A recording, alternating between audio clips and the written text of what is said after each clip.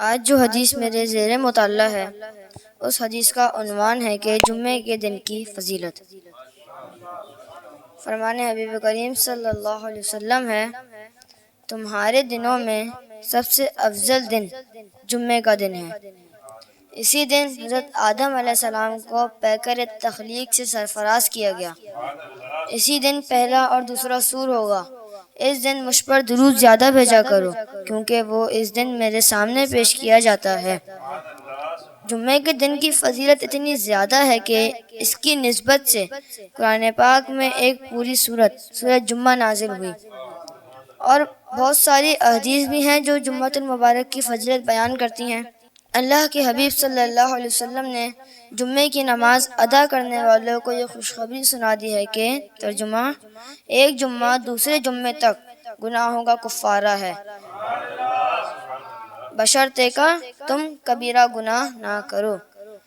اس کا مطلب یہ سمجھ میں آتا ہے کہ جو شخص جمعے کے دن کا اکرام اور احترام کر لے، خوب اچھا غسل کرے، خوشبو لگائے، صاف ستھرا لباس پہنے اور امام کے ممبر پر بیٹھنے سے پہلے جمعے کی نماز کی ادائیگی کے لیے مسجد چلا جائے، سورہ کہف، سورہ دخان اور سورہ جمعہ کی تلاوت کرے، اللہ اور اس کے حبیب صلی اللہ علیہ وسلم پر کثرت سے درود پیش کرے، تو اللہ رحیم و کریم اپنے فضل و کرم سے اس کے پچھلے جمعہ سے لے کر اس جمعہ تک کے تمام کبیرہ گناہوں کو معاف فرما دیتا ہے۔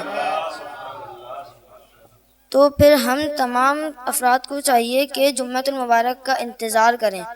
آج ہم جس پیاری اور روحانی محفل میں موجود ہیں، یہ بھی جمعۃ المبارک سے نسبت رکھتی ہے، کیونکہ جمعرات کے دن مغرب کے بعد جمعے کے اعمال شروع ہو جاتے ہیں۔ تو ہمارے جمعے کے اعمال میں اللہ رب العزت اور اس کے حبیب کی محبت، بزرگان دین کی صحبت اور دین سیکھنے کی کوشش کرنا لکھا جائے گا۔ تو آئیے اللہ تعالیٰ سے دعا کرتے ہیں کہ اس محفل کو اپنی بارگاہ میں قبول و مقبول فرمائے۔ ہمارا یہاں پہ آنا، قیام کرنا، دین سیکھنا، سننا سنانا اپنی بارگاہ میں قبول و مقبول فرمائے، حضرت کے درجات میں بلندیاں عطا فرمائے، اور ادارہ تسلیمات کو دن دگنی اور رات چوگنی ترقی عطا فرمائے۔ السلام علیکم۔